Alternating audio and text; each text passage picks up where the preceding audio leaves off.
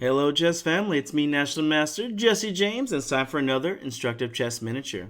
Alright, in this one we got an oldie but a goodie. We have some senior citizens playing in a senior tournament. This was a team championship and White goes ahead and plays d4. Black chooses the Dutch defense and here we go, the Hopton attack. It's a very aggressive opening against the Dutch defense with a 40% win rate for White. Let's go and take a look how White just destroys his opponent with a beautiful checkmate here. All right, here we go. D4, F5. Here we go, Bishop G4. Here we got the Hopton attack.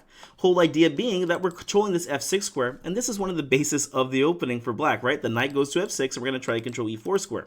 Well, now the knight does go to F6. Well, we simply just go ahead and take here, and we have a good advantage. Why? Well, either way, taking is just going to be a bad pawn structure here for Black. For instance, after G takes on F6, ew, look at this. This is very, very bad. You can see that it's got ideas about the fool's mate, which is the two-move checkmate. And here the pawn structure is just so terrible here. White has already a +3 advantage. And if we take back with E takes on F6, again this looks terrible because, well, this bishop really has no home here. And yep, White's already at +1 advantage here. Alright, back to the game. Bishop G5 got played. Black plays the most popular move here, which is pawn to G6. And the idea is just about bringing the bishop to G7 so that if the knight does go to F6, well, the bishop can just take back. Alright, simple chess here for White. Here we go, pawn to E3. Knight to H6, an interesting idea here from Black. He does not go ahead and play the standard idea. Here, whenever Black plays G6, this actually transposes into what's called the Leningrad variation. And one of the most popular ideas for Black in the Leningrad variation of the Dutch is to control the E5 square. So the idea here, well, I want to go to knight F7 here to attack the bishop and also put pressure on E5 here. So if I can get the pawn to E5 at some point, well, I'm just going to be in an equal position, if not better.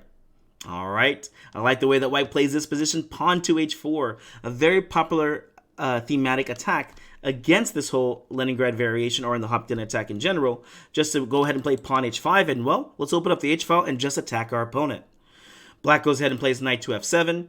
No, thank you. I don't think I want to lose my bishop today, so the bishop just runs back to F4. We save our bishop and also control this E5 square. And now the fight for E5 has begun. Here Black goes ahead and plays pawn to D6. What's the idea? Simple. I want to play pawn E5, so I play D6 to help prepare that. Well, I know what you're up to. Knight to F3 gets played, just developing a piece and also controlling E5. Black doesn't stop. Knight to D7. Here again, E5 is being threatened. And now, develop with the threat, bishop to C4 here. The idea being, well, you can play E5 here, but after bishop takes F7 check, well, I'm going to stop you from castling. And also, well, I remove one of your defenders, so I'm going to win a pawn on E5 if you do choose to play this. And Black was relentless here, not even fearing anything in place, bishop G7. All right, it was now White to move. What do you play here for a huge advantage in this position? I guarantee most people will find the first move, maybe even the second, but you got to understand why this is such a strong thematic idea. What do you play here? Well, hopefully you found it. Here you're going to go ahead and play bishop takes on F7 check. Of course, the king takes back. And here, if you say, well, you just do this just because they can't castle, this is true, but this is actually what Black was hoping for because, well, now they have the bishop pair. The real problem here is the next move. Hopefully you saw it. What was it? Knight to G5 check here, attacking the king. And after the king moves, well, it goes to F6. What's up with this? Anywhere else the king moves to, it's just going to be losing here. For instance, if the king goes to E8, just like back in Egyptian days, this queen is going to be suffering in her tomb over here. Knight to E6, and the queen is trapped in here. Oof. Okay, what about if we go king to F8? Well, this time we don't need a trapper. We just play knight to E6 check. And again, you're seeing there's just a nice fork here. Oof, losing the queen. And the last one was king to G8, and now this reminds me of playing the Philidor's defense. Knight to E6 gets played. The queen is forced to E8. Knight takes on C7, and now the queen doesn't matter where she goes. I get to grab this rook over here, and of course White's just in a better position here.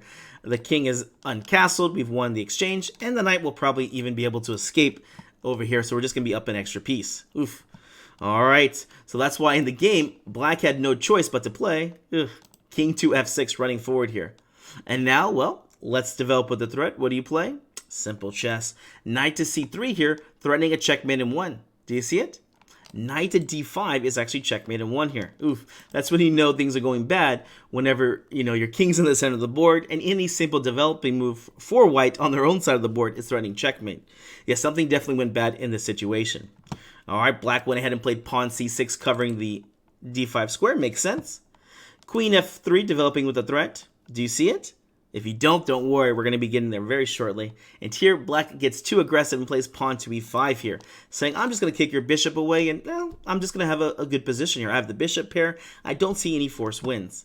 With that being said, there is a forced win. It is forced checkmate in 3 moves. All right, go ahead and push pause and see if you can figure it out. All right, hopefully you push pause and try to figure it out. What do you play here? All right, here, I said earlier, you developed with a threat. And here the idea was to play queen to d5 here. Wait a second, can't the pawn just take? It can, but remember, we looked at earlier, knight takes on d5, and this is check and mate with game over here. Oh my gosh, what a beautiful double exclam move here that was played by Cebolo. So, wow, after queen d5, it is just game over. There's no way to defend. Here you can't play pawn takes, and, well, you can't even really stop the e6 or f7 mate, can you? Well, here there's only one good way to try and stop it. It's queen to e7. But now another bolt from the blue, a new checkmate pattern. It's a clearance sacrifice. Do you see this one? All right, hopefully you see it. Here the clearance sacrifice is knight takes on h7 check. Okay, forced move. You have to take back as the king can't move anywhere. Rook takes, and here bishop to g5 with a very, very satisfactory checkmate.